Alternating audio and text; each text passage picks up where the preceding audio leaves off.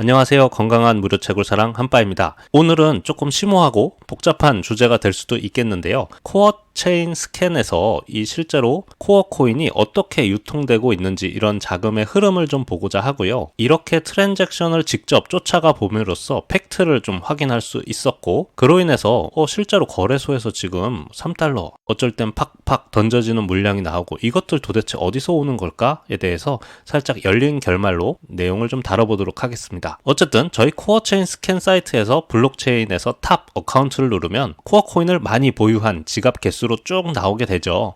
하지만 이 좌측에 있는 것은 암호화된 지갑 주소로 이 지갑 주소가 어디서부터 오는 건지 뭘 하는 용도인지 알 수가 없어요. 때문에 이것을 보더라 하더라도 상당히 답답한 부분이 있습니다.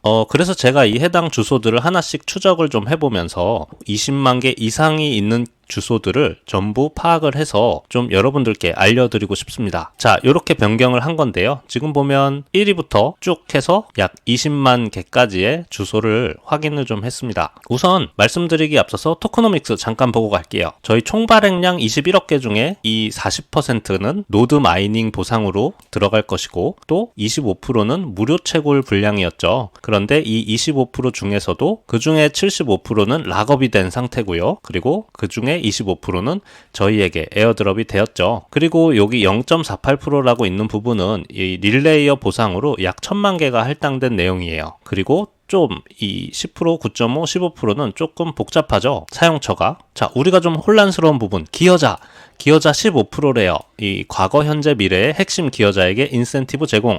그리고 준비금 2억 1000만 개, 이 10%요. 그리고 재무부라고 하는 이 9.5%의 생태계 구축에 필요한 자금을 제공한다고 합니다. 자, 좀 큰 틀로 보도록 할게요. 자, 우선 검증자 노드 보상금 40%. 이것은 저희가 이해를 했죠. 무료 채굴 지급 락업 물량 저희가 총 25%였는데 그 중에 75%는 락업이 돼 있는 상태예요. 그래서 이것은 현재 락업이 되어 있는 상태고, 그 중에 25% 무료 채굴 저희가 에어드롭 받은 거, 이것은 여기에 있죠. 자, 그리고 전체 스테이킹 위임 수량은 뭐냐면 저희가 21개의 노드에 우리가 스테이킹 위임을 맡기잖아요. 이 맡긴 수량이 모두 다 이쪽으로 들어가게 되는 것이고, 그리고 이 3개에 대해서는 먼저 뒤에 것들을 설명드리도록 하겠습니다. 네, 이어서 말씀드리면 릴레이어 보상 준비금은 약 0.48%. 이것도 아까 백서에서 저희가 본 거죠. 그렇기 때문에 이것도 확인을 했고, 그 다음에 OKX 거래소, 게이트아이 거래소, 이것들 어떻게 알게 된 걸까? 맥스C 거래소. 잠깐 보면요. 제가 맥스C 거래소에 메타마스크에서부터 이 코인을 맥스C 거래소로 보냈어요. 제 지갑 주소로. 그런 다음에 이 코인을 제 메타마스크로 다시 출금을 한 거예요. 수수료가 0.2 정도 들어서 실제로 제 메타마스크에는 1.8개의 코어 코인이 맥스C에서부터 들어오게 되었습니다. 이것을 가지고 역으로 추적을 했어요. 자, 코어 스캔에 제 지갑 주소를 이렇게 입력을 해주면 이 트랜잭션 세부 내역을 볼 수 있죠. 네, 여기 보이는군요. 제 한바 2번 지갑, 메타마스크 지갑에서 제 맥스C 코어 코인 지갑으로 이 코어를 보냈고, 이것을 다시 제가 출금을 했더니 제 지갑에서 일로 바로 가는 게 아니라 맥스C 거래소에 코어 코인이 잔뜩 담긴 통장에서 제 지갑으로 보내진 걸 알 수 있었습니다.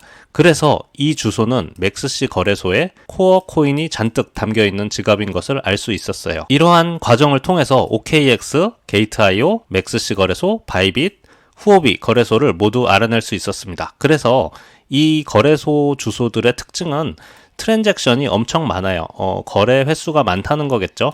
잠깐 이렇게 따지고 보면요. 1등 OKX 거래소, 2등 맥스C 거래소, 3등 후오비 거래소, 4등 바이빗, 그 다음에 5등 게이트아이 거래소, 이렇게 볼 수 있겠습니다. 근데 제가 이것에 대해서 준비금, 필요자금에 대해서 조금 이따가 설명드린 것은 여기 좀 재밌는 부분이 있습니다. 한빠님, 이거 지금 9.5%, 10%가 이 지갑 주소인지 어떻게 알았어요? 라고 물어보실까봐 이 해당 주소에 들어가 주시면 이 주소에는 현재 약 2억 개의 밖에 토큰이 없지만 사실 2.1억 개가 있어야 정상이잖아요. 그래서 과거 내역을 이렇게 좀 살펴보면 처음에 이 지갑으로 이 2.1억 개가 들어온 걸 볼 수 있습니다. 그러니까 이 지갑은 토크노믹스의 이 금액과 똑같죠. 준비금이라고 하는 토큰을 중앙 집중하지 않고 재단을 자본화하기 위해 사용된다는 것. 그러면 이어서 재무부 1억 9,950만 개의 이 지갑 주소는 어떻게 알았느냐?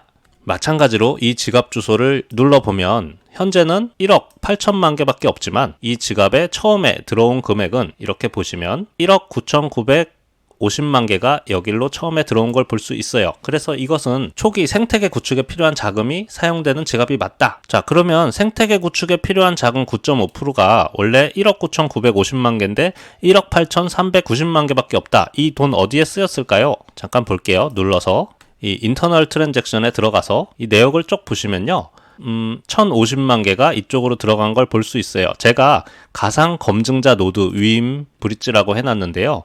보시면 이 지갑에서는 지금 코어의 검증자 노드 페이지에 이렇게 기관이나 어떤 기업이 아닌 이런 코어에서 설정해 놓은 가상 노드 있죠. 이곳으로 델리게이트 수량을 맞춰주기 위해서 입금을 해 놓은 것이죠. 이렇게 보면 65만 개가 이 노드로 들어온 것을 볼 수 있고, 이것은 개인이 아니고 이렇게 보면 각각의 가상 노드에 50만 개씩 처음에 넣었다가 그 다음에 15만 개씩 넣어줌으로써 65만 개, 이런 식으로 노드가 돌아가게끔 생태계 구축에 필요한 자금이 사용됐다. 자, 그러면 생태계 구축 필요 자금은 알아봤고요. 여기서 재밌는 게 물음표라고 제가 해놨죠. 재밌는 게 여기 있는 이 지갑 주소 있죠. 요 세 개, 이 세 개를 합치면요 10.76 그리고 2.24 2% 이것을 합치면 15%가 딱 돼요. 그리고 이 금액은 지금 아무런 트랜잭션, 아무런 거래가 있지 않았어요. 자, 기여자 15%, 현재, 미래, 과거, 핵심 기여자에게 제공되는 것. 그래서 현재 코어 스캔으로 본다면 해당 이 금액, 그리고 이 금액은 이제 기여자에게 들어가는 물량이 맞아요. 그런데 저희 기여자는 4년 락업이라고 했죠. 그래서 아직 풀려진 게 없는 것 같습니다. 여기 보시면 이렇게 문서 표시는 스마트 컨트랙트, 어떤 조건이 되어야 여기서 계좌이체가 일어나는 조건들이거든요. 실제로 이것들을 눌러보면 이 스마트 컨트랙트의 컨트랙트 네임에 보면 팀 베스팅이라고 써져 있는 것을 볼 수 있습니다. 그래서 합치면 15%가 되는 요것, 그리고 요것은 모두 다 팀 베스팅이라고 안에 컨트랙트에 들어가 보면 쓰여져 있어요. 자, 그러면 재밌는 얘기는 사실 지금부터인데요. 탈중화를 위한 준비금 10%, 이거 원래 2억 1천만 개인데 지금 약 거의 1,000만 개가량 어디에 쓰였을까? 이게 좀 궁금한 부분이죠. 기여자에게 갈 것도 없어. 자, 이 금액이 어디로 갔는지 좀 살펴보도록 하겠습니다. 탈중화를 위한 준비금 10%에서 지금 후오비 OKX 게이트.io로 약 700만 개의 코어 코인이 전달된 걸 볼 수 있어요. 그래서 이것들은 또 어떻게 사용이 되었는지 이 내용이 굉장히 흥미로운데요. 잠깐 살펴보겠습니다. 볼까요? 지금 코어 코인 재단, 그러니까 코어 코인 준비금 10%에서 이 주소로 들어온 것이고, 이것이 각각의 거래소에 150만 개, 100만 개, 170만 개, 50만 개 이런 식으로 큰 단위로 보내지게 됩니다. 저희가 초기 상장 후 유동성 확보를 위해서 일부 코인을 거래소에 제공한다라는 얘기를 들었었죠.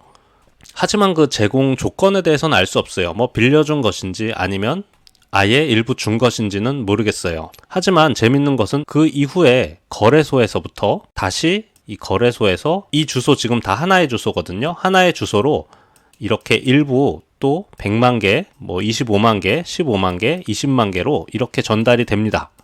이것들은 이제 하나로 모아져서 300만 개가 결국엔 다시 탈중앙화를 위한 준비금으로 입금이 됐어요. 거의 700만 개가 거래소로 뿌려졌다가 300만 개가 회수된 것입니다.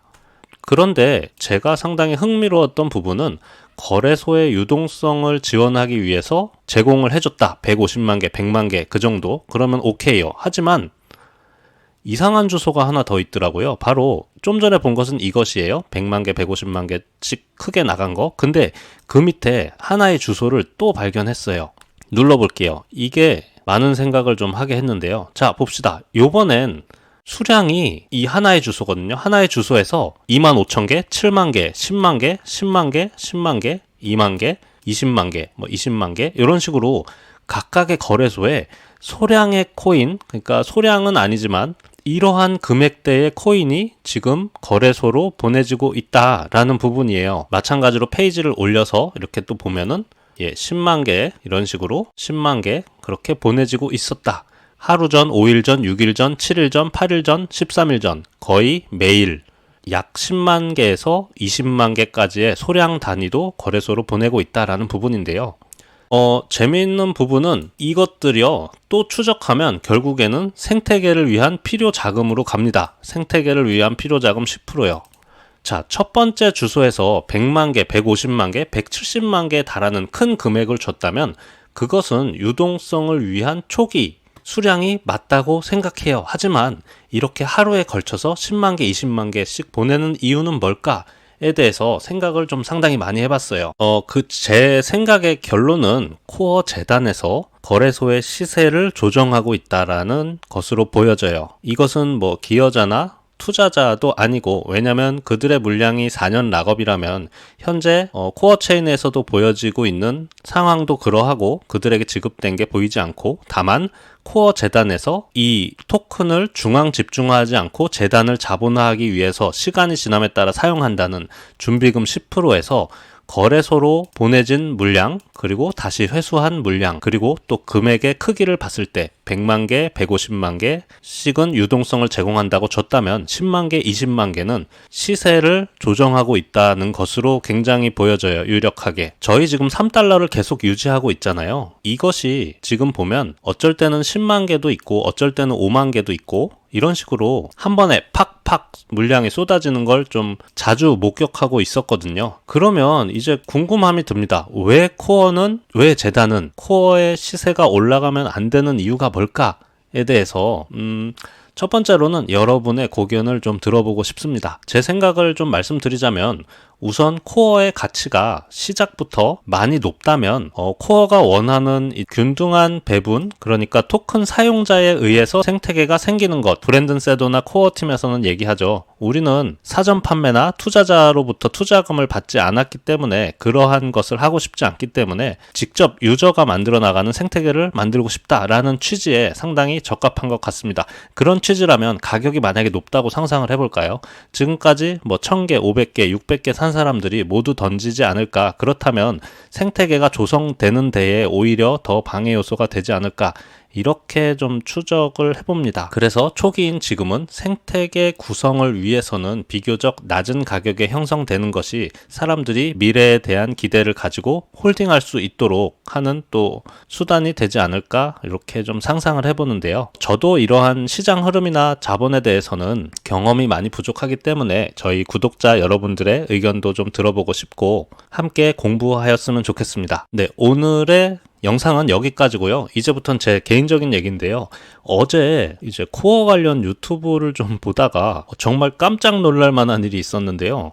누가 봐도 한파를 저격하는 것 같은 영상이었는데, 저는 그런 일이 있었는지도 몰랐는데, 저는 사실 차트를 잘 알지도 못하고 분석도 할 줄 몰라요. 이러한 결과에 대해서는 사람마다 보는 시각이 당연히 다를 수 있고 그에 따라 결과도 틀리겠죠. 하지만 의견이 다르다고 해서 돌박대가리 뭐 이런 선을 넘는 말씀을 하시는 걸 보고 굉장히 충격을 받아서 상당히 깊은 고민에 좀 빠졌었는데요. 뭐 결국에는 다시 보지는 않을 것 같지만 저는 여러분들께 이렇게 객관적인 자료를 통해서 정보 전달을 드리고 싶어 하는 사람이에요. 하지만 저도 뭐 모두가 만족할 수 있는 영상을 준비하고 하려고 굉장히 노력은 하지만 어제는 정말 너무 충격받아가지고요. 이제는 다른 영상도 보기가 좀 겁난다?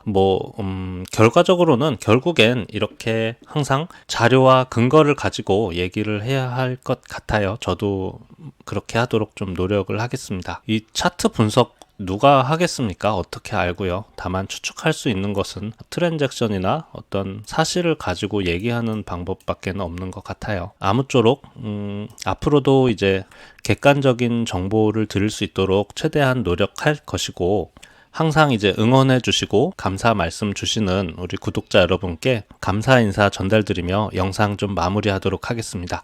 긴 시간 시청해 주셔서 감사 인사드립니다. 고맙습니다.